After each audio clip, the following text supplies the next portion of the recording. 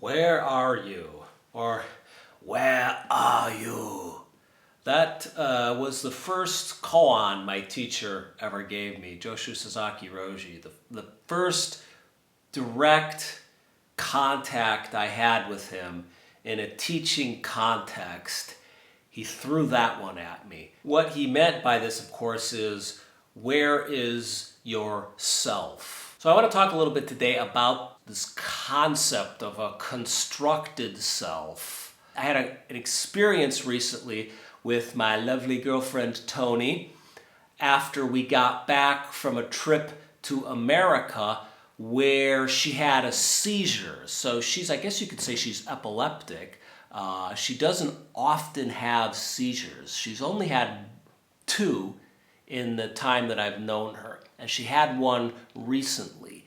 And once the smoke cleared from that intense experience, I thought about my girlfriend's self. Because for a few minutes there, when she was having this seizure, although she was existing before me in a bodily form, she was gone. Her self was gone. So in the Anatta Lakkhana Sutta, the historical Buddha figure argues against a conception of the self that has there's 3 parts to his argument. So an is not and atta is self. So in this sutra, the Buddha argues, look, if there's a self, it's going to have 3 components. First of all, this self needs to have complete control over your body, over your thoughts or your mind, over your emotions, over your intentions, over your impulses, over your consciousness, over your mental formations, over your imagination. So basically, if we're going to say a thing has an atta or a self, it's going to have complete control over everything that this is right here, or you are right there, inside and outside. That's number 1. So secondly, the Buddha says, if there's a self inside you, it needs to be permanent. It has to go from one moment to the next. It needs to be able to withstand external pressures. It has to be persistent. It has to be itself, which is to say it doesn't change. The third thing that the self would need to have, according to the Buddha, is that it would need to be like super happy or like joyous or blissful. So this was the ancient Indian historical Buddha figure's definition of what a self would need to be. It need to be permanent, blissful, and it would need to have complete control over my body and my mind, or me on the inside and the outside, you on the inside and the outside. And the way I think about it is the self. When you put your mind on it, you can't really find it. It's like a mirage. It seems to be there. As long as you don't focus on it and actually try to make contact with it. But once you try to make contact with it, like the mirage, it disappears. It's like trying to see your own eye, taste your tongue, or give yourself a massage. Where are you? That first koan is an important question because it challenges you playfully. It asks you to try and make contact with the self. When I first made contact with these teachings of no-self, they were incredibly salvific. Like my soul was totally dehydrated, and these were just drops of water in that desert within. The desert within, by the way, was Los Angeles. I was living in Hollywood, and I was trying to be a screenwriter, and I had been a philosopher in college. I've talked about all this stuff. But I met my mentor, and he really introduced me to these teachings of no-self. And I remember that we were driving down the highway, and I was trying to get it out of him, like what he was talking about with no self. And he says, you see that sign down there? 405 freeway? I'm like, yeah, I'm staring at the sign. He's like, you don't notice the background at all. But that sign, that object, that thing, that self can't exist, doesn't exist without that background. And that background of the sky and the bridge that was behind it and the freeway and everything, that background doesn't exist without its own background and its own foreground. And if you keep that logic going, nothing in this cosmos exists without absolutely everything else in this cosmos. Hence we come to like William Blake's mystical statement, the whole universe in a grain of rice. But sometimes the teaching of not self, it really gets embodied in an experience. And I don't mean an enlightenment experience where the sense of self is blown away and I experience Satori. Sometimes it can be a little bit frightening.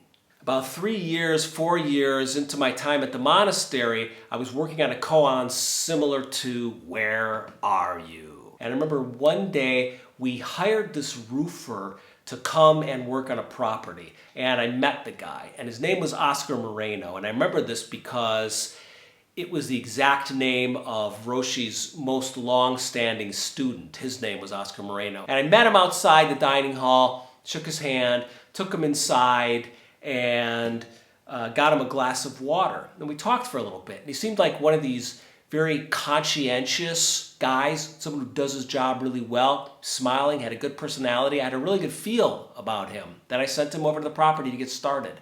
About 2 hours later, I got a call from the monk who was staying at that property. And this monk said, you got to get over here right now. So I run over to the house where the roofer was working. And the roofer is lying on the porch.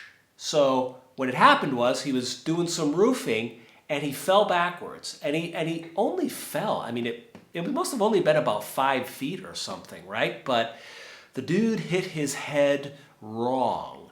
And I'll never forget his body on the deck quivering in a way that I would describe as animal. He was gone from the neck up, and the body was doing its thing from the Adam's apple below. Where did Oscar Moreno go?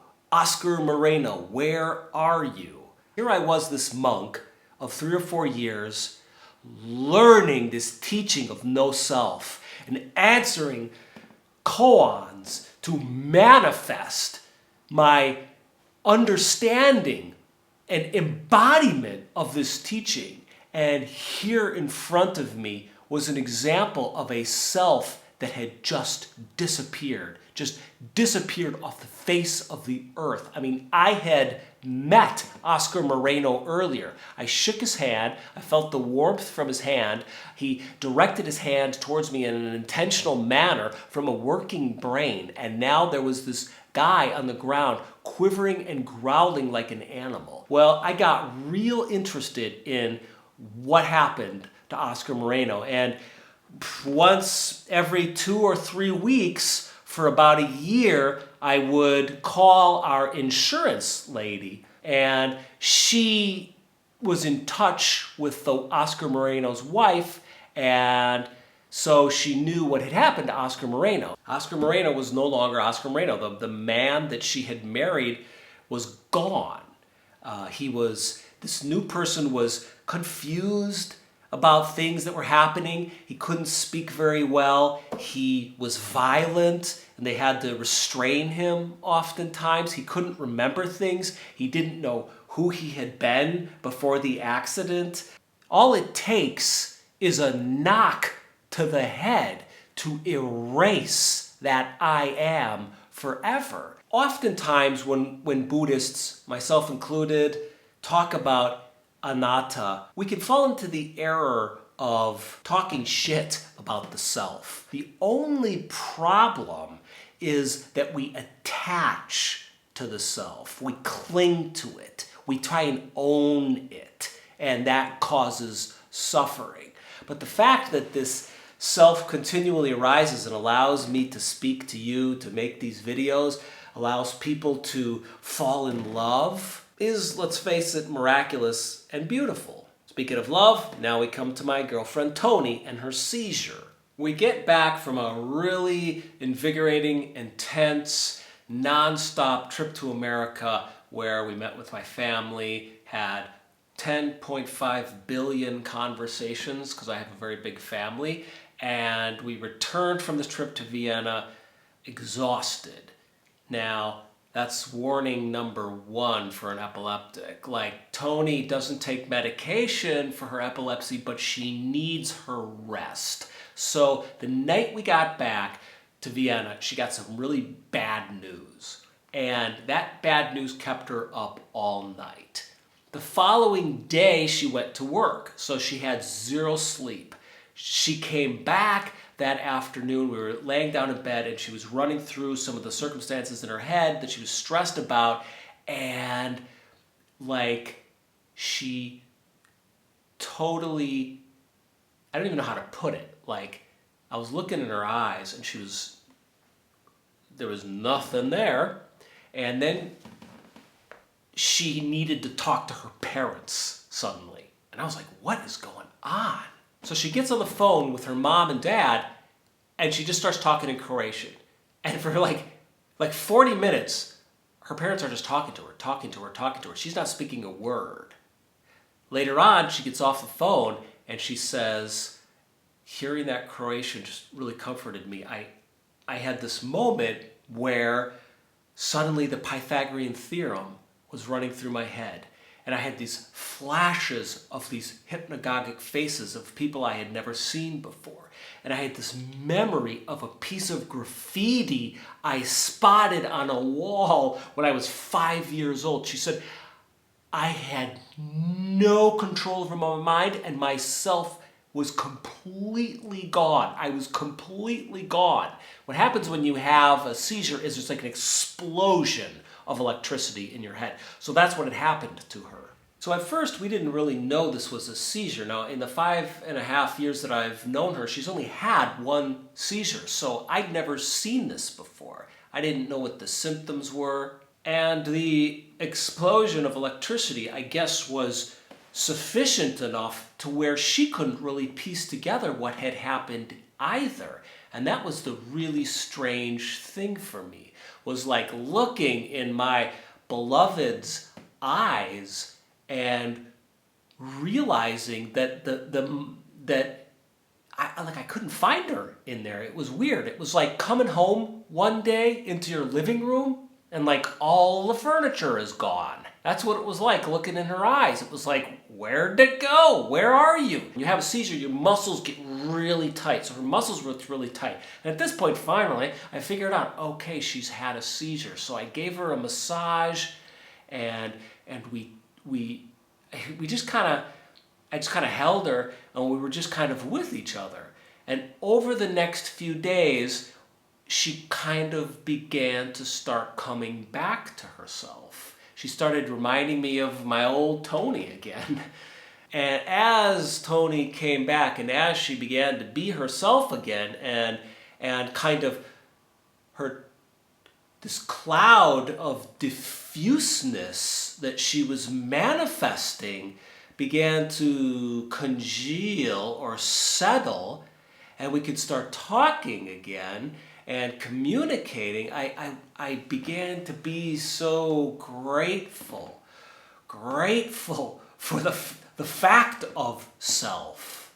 Not being attached to the self doesn't mean having this attitude that I sometimes had as a monk of like being disgusted by the arising of the self. Part of non-attachment, I think, is really being grateful for for the fact that we're put together the way that we are, that we're put together such that we can have experiences. And not only that, love people. Have people get put together due to causes and conditions, the 5 skandhas in Buddhism. Having people come together before us as coherent, consistent personalities, characters that we can love, that we can interact with, that we can make relationship with, that we can live with, that we can die with, and to not take that for granted, because all it takes is a bump to the head and that self is gone. Hey, thanks for watching this video. I hope it gave you some interesting insights and different ways of looking at this teaching of no-self, anatta, which is like a jewel. It is a beautiful jewel that you can look at from its many different facets. Thank you to my continued patrons. For my new patrons, Glenn Burns and Willie Heineman. Last week I said I am looking to upgrade some of my technology, and I used these headphones as an example. Well, screw these headphones! Woohoo! I bought some new ones thanks to my new patrons. So if you want to keep supporting, if you want to support this channel, just go to Patreon, go to PayPal. I offer these videos for free, but you help keep this operation running. Till next week.